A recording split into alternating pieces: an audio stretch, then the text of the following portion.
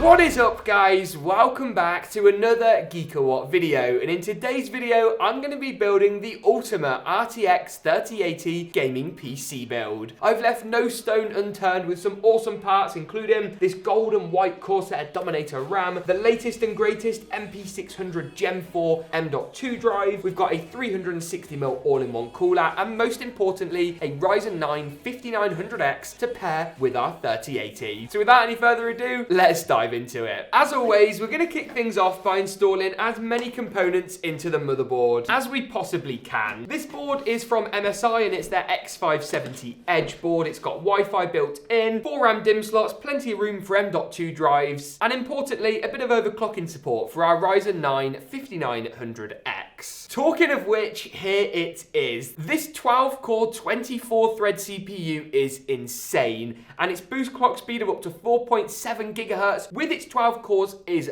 bonkers. We're going to install the CPU into the motherboard, a little something like this, nothing too difficult, and pop the arm back down. Now, a good CPU is nothing without a load of RAM, and that is where this insane 32GB RGB kit from Corsair comes in. It's the Dominator Platinum SE. It's white with these gold accents, and it's going to look gorgeous with our build's color scheme today. 3600 MHz as well is nice and fast, and while this RAM is a little bit pricey, I'll leave up-to-date pricing links for everything down below. We also have a bit of a peel. Oh yes, look at that. It's even more shiny underneath, and another one on the other side. Oh yes. And then we're just going to line the notch on the RAM with the corresponding notch on our motherboard and populate all 4 of the RAM DIMM slots today.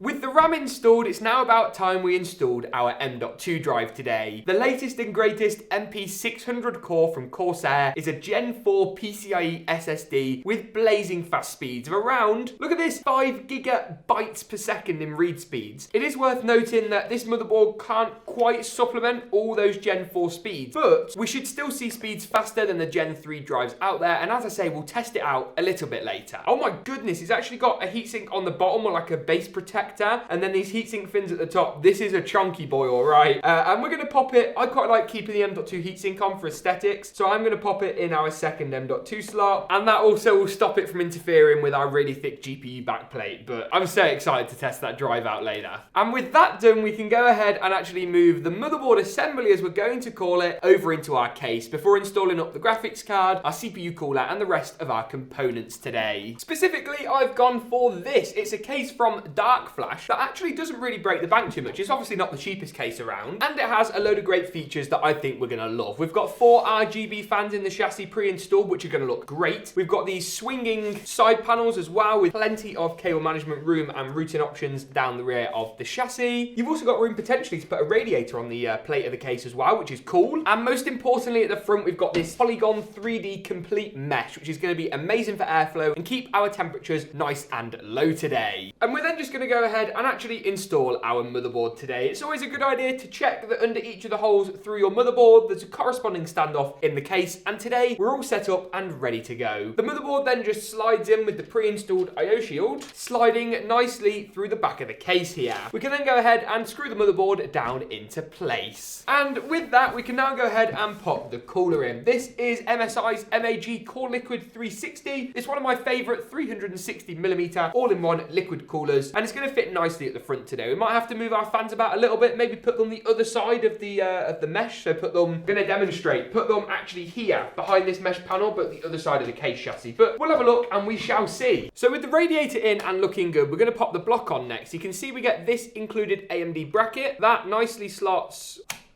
over the top of the cooler, a little something like this. And then we're actually going to reuse the included AMD mounting hardware that's already on the motherboard. These little kind of right-angled L-shape adapters then hook over that pre-installed mounting hardware, and with a little dab of thermal paste onto the processor, cooler then fastens nicely into place. This mounting system is a little bit fiddly, so kind of minus points for MSI, at least on AMD CPUs. But with that, with those 2 screws nicely fastened down, we can then go ahead and spin the Dragon round, which is a cool feature of this processor, to make sure it's all nice and level and looks pretty good.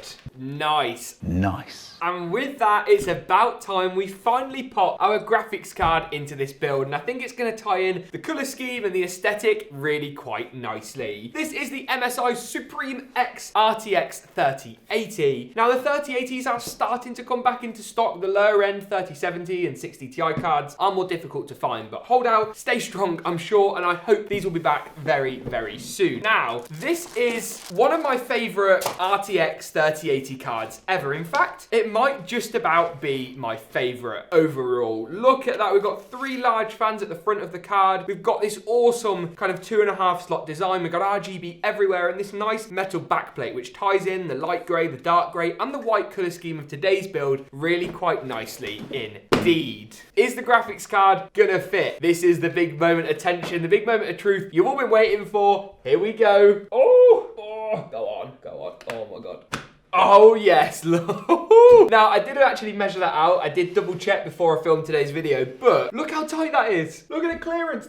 There's maybe 10 mil of clearance max, like no more than that is. Oh my God, it's ridiculous. Let's secure that GPU down into place and then go ahead and install the power supply before finally booting this thing up today and seeing just how good it looks and then of course how it performs. Now, I've selected this. This is a 750 watt unit from Corsair. Right, so editing James here. Sorry for the impromptu interruption. 750 watts is not going to be enough for this build. It is normally all good to go for a 3080. That is the recommended wattage, but throw the 5900X in here, do some stress load testing, and you might have 1 or 2 issues. So go for 850, maybe even more. This is one power-hungry beast of a build, and I'll link some alternative, better power supply options in the description below. Cheers, back to the video. I've also gone ahead and picked up these. These are some RGB extension cables from our friends over at XPG. And while these aren't as bright as the Lee & ones, the build quality is way better and they're gonna look great. I do need to pick up at some point though another GPU one because we have 3 8-pin power connectors, not just one. So, but I'm sure we'll style it out. It's gonna look great, I am sure. And with that, there's only a few bits of cabling and wiring to do before you boot this thing up and see really how good it looks. Those cables and wires include the front panel connectors, including USB 3, HD audio for our headphone and mic jacks. We're then going to follow that up by plugging up our CPU with the power at the top left of the motherboard, going for our motherboard power to that extension cable we just plugged in, and then finally connecting our graphics card up. It's then simply a case of whacking the side panels on before booting this machine up to see just how good it performs in your favourite titles. But first, let's see how good it looks when it's all powered up, and there's only one way to do that. Roll the montage.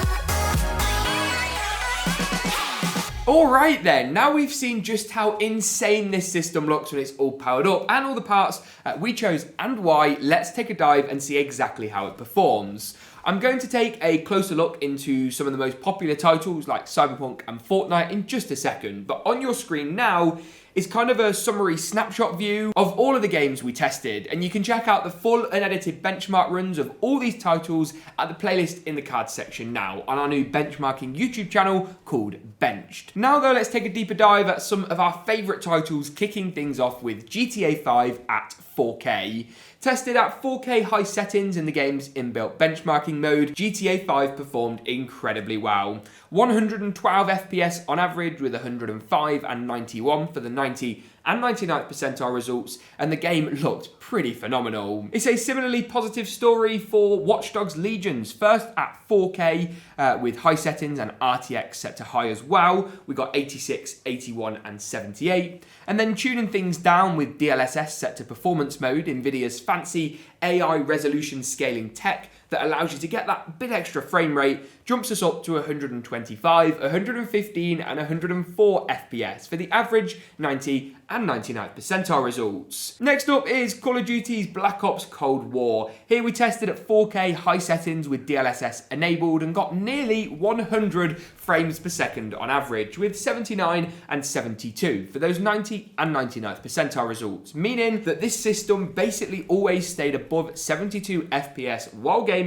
at 4K, which is insane. Talking of insane, Apex Legends once again 4K high settings, we got 136 FPS on average with 128 and 112 for the 90 and 99th percentile result. Now, a lot of people are also going to be wondering about 1440p. Well, you can check out those 1440p runs on our benchmarking YouTube channel in the cards now, but also remember, you're probably rendering in, 65-70% less pixels, and as such, you're going to be getting near 200 FPS at comparable settings, but that low resolution. Next up is Valorant, and here, lower resolutions do not matter, because at 4K high settings, we got 328 FPS on average with 281 and 254 for the 90 and 99th percentile results. Most people don't even have a monitor that can display these kind of frame rates at 1080p, let alone 4K. That is insane. Next up is Cyberpunk 2077, a really good performance test because it is incredibly difficult to run. First off, at 1440p high settings with ray tracing enabled, we got 64 FPS on average with 57 and 52 for the 90 and 99th percentile results. Tuned down to 1440p high with DLSS set to performance mode, once again Nvidia's fancy AI resolution scaling tech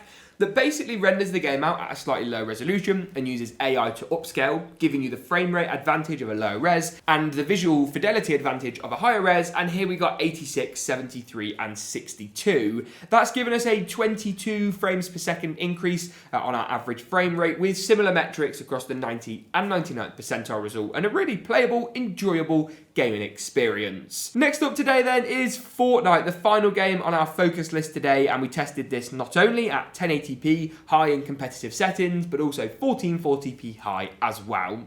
Kicking things off at 1080p high, we got 182, 169 and 159, while if we tune down to 1080p low, aka competitive settings, where everything is set to low and the render distance set to far but not epic, and here we increased to 244 FPS with 223 and 185 for the 90 and 99th percentile result. Finally then, 1440p high, we got 134, 125 and 110, and while these are our lowest frame rates yet, they're still incredible. Esports level frame rates at 1440p high settings on an RTX 3080 is bonkers. And with that, that pretty much wraps it up for today's video. If you did enjoy it, give it a big old like rating, make sure to get subscribed so you don't miss any future GeekaWhat content. Thanks for tuning in though, and as always, we'll see you in the next one.